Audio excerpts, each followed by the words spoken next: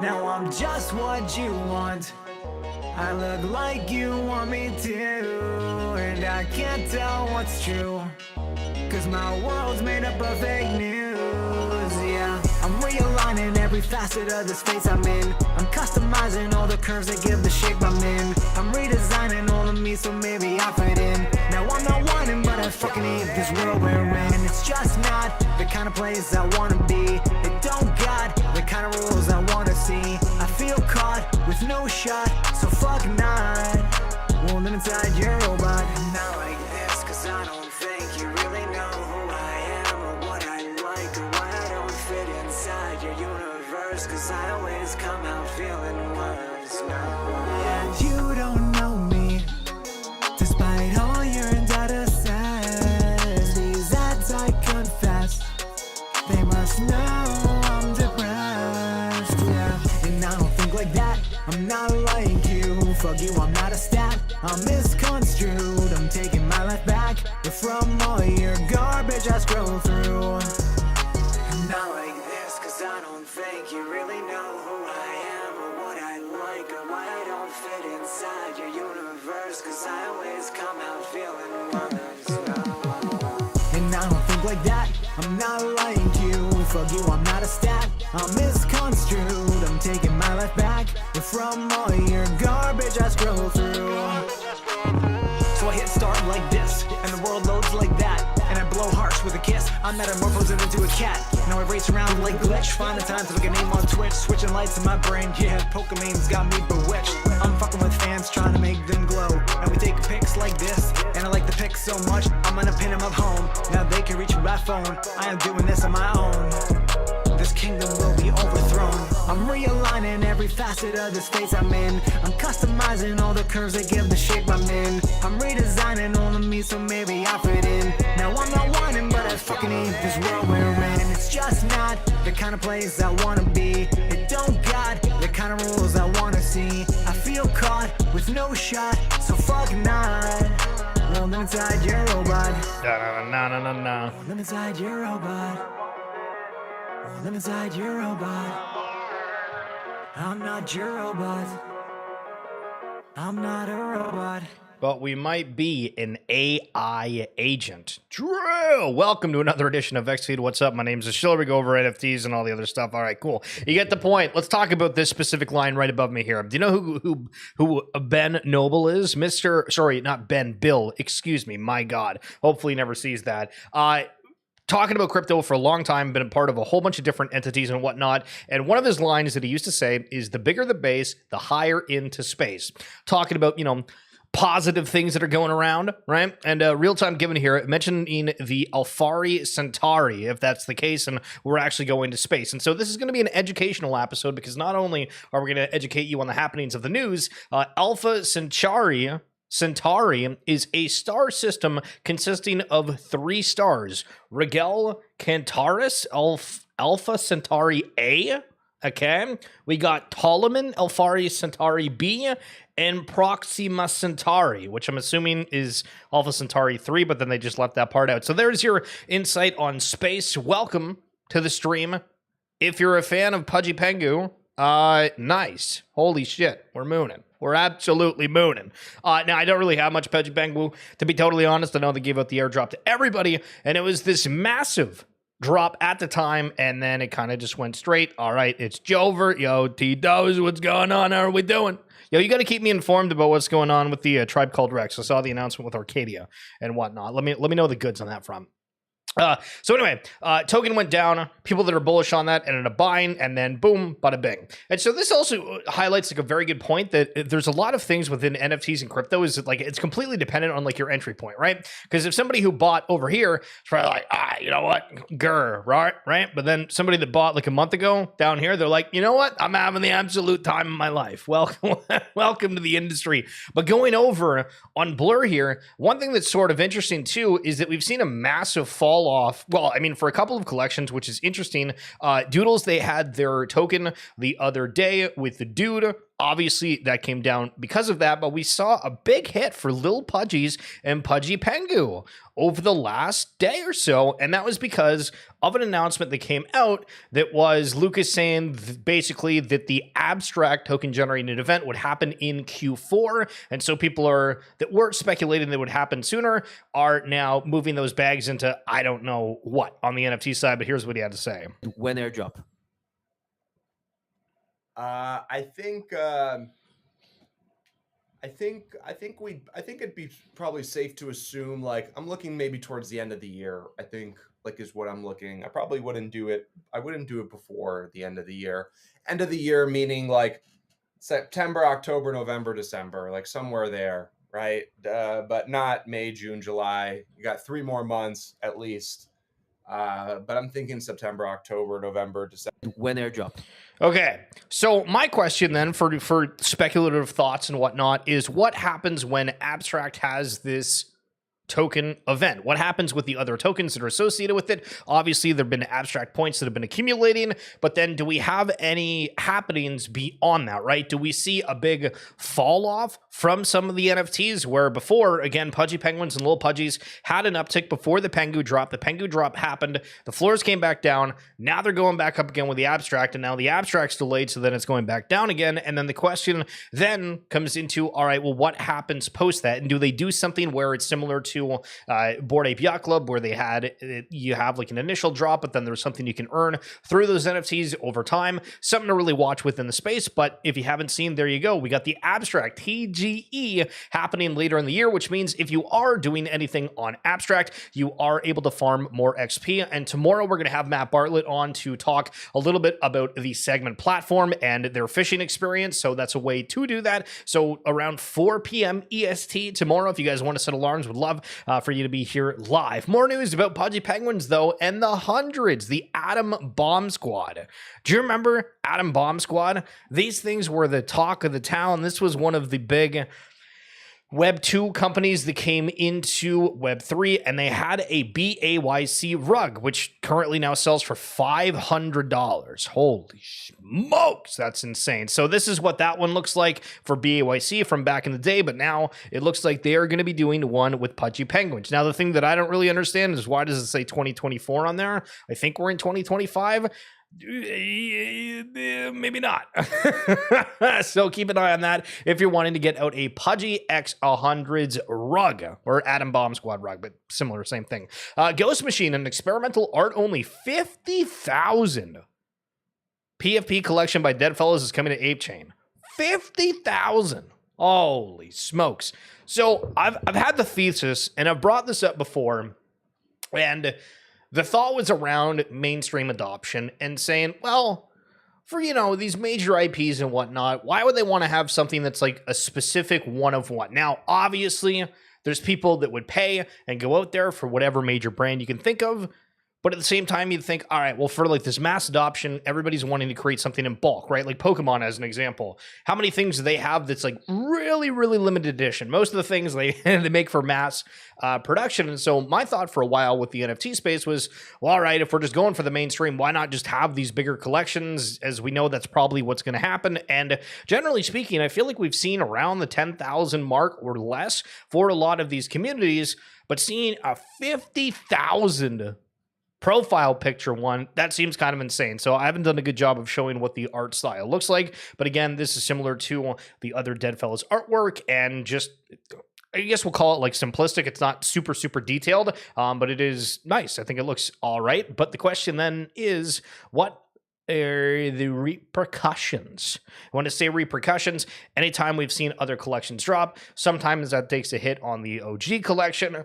The thoughts around the team, people saying, oh, it's a cash grab, this, that, and the other thing you have everywhere under the sun. And I saw Betty this morning posting about how people were sending her DMs from group chats of people like talking bad about her or something. And I was like, is it because of that announcement or something completely similar? Like, I don't know what the hell it is. But anyway, drama. Always. Claynosaurs. You didn't think it'd be so simple, did you? Well, they got a couple of their characters that are coming with the different mutations. And this immediately reminds me of what like Legend of the Mara and those Kodamara were. If you don't know what that is, Kodamara Yuga Labs. We can bring those up just to be able to kind of show like a reference to what the hell is going on. So it's like it had different base sets, right? And then it had these other characters and whatnot that were a part of it. And that kind of looks similar to what was going on with Claynosaur. So all these collections, they're going to be doing something similar. Who's going to get excited about certain things? To the people within the community, to the people outside of it. Again, they're dropping on Sui, but we'll keep an eye on that and keep you informed.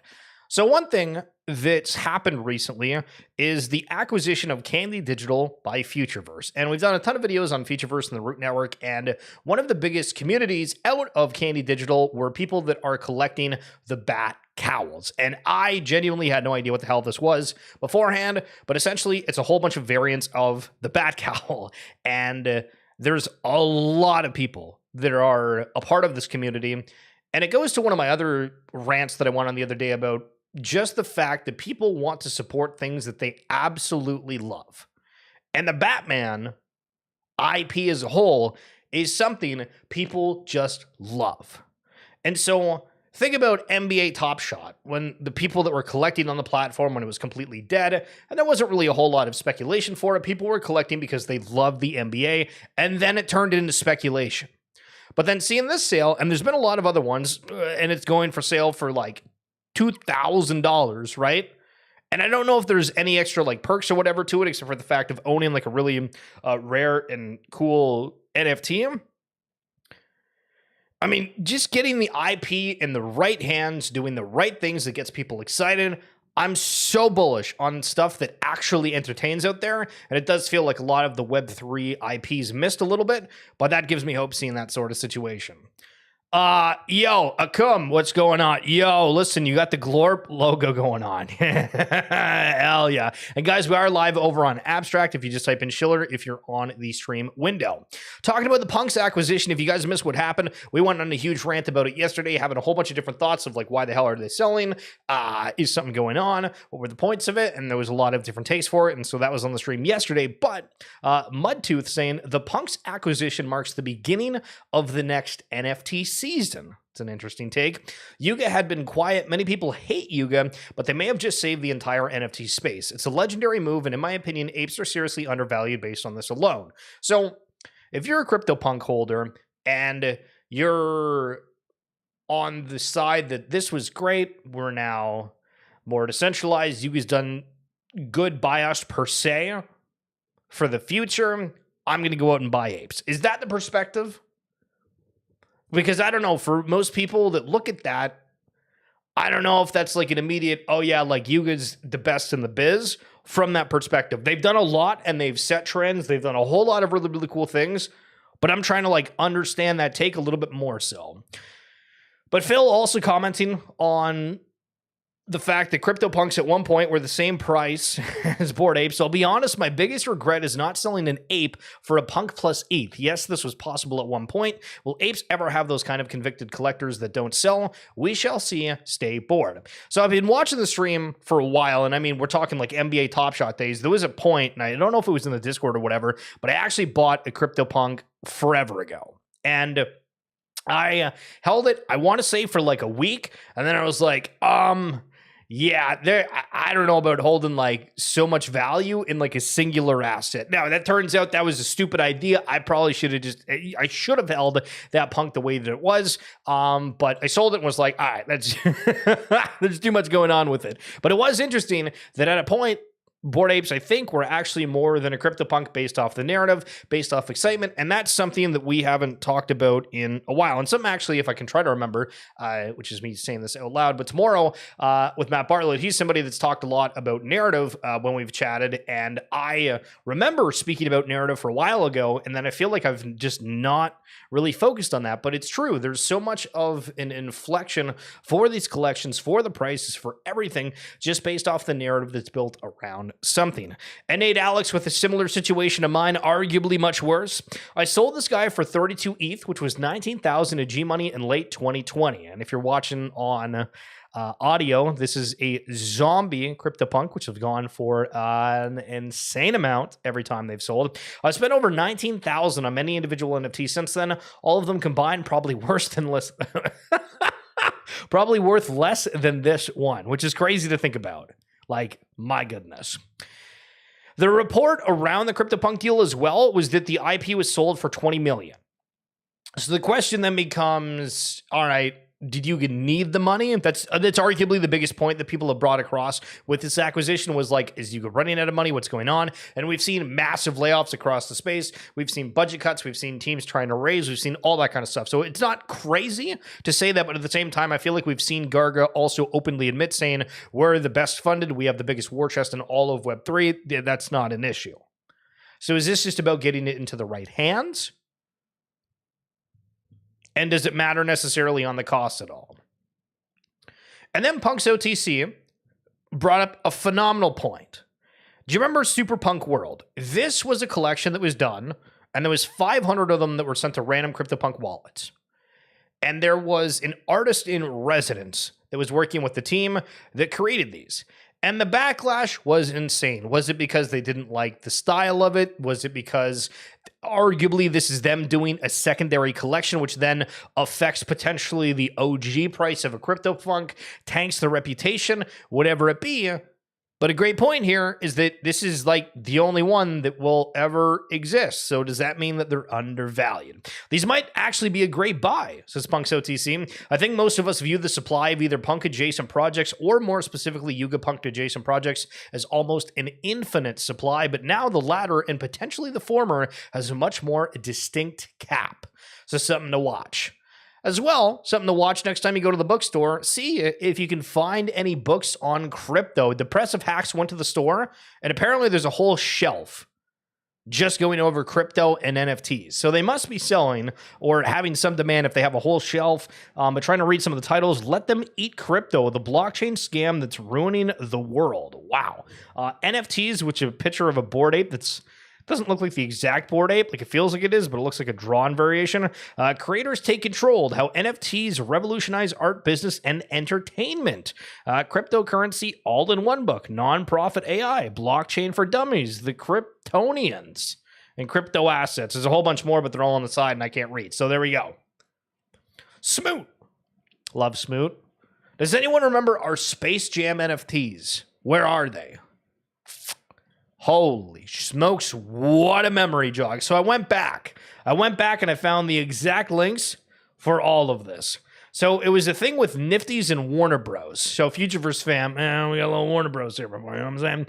The first NFTs from Nifty's and Warner Bros made in promotion for Space Jam, A New Legacy, featuring characters from the film.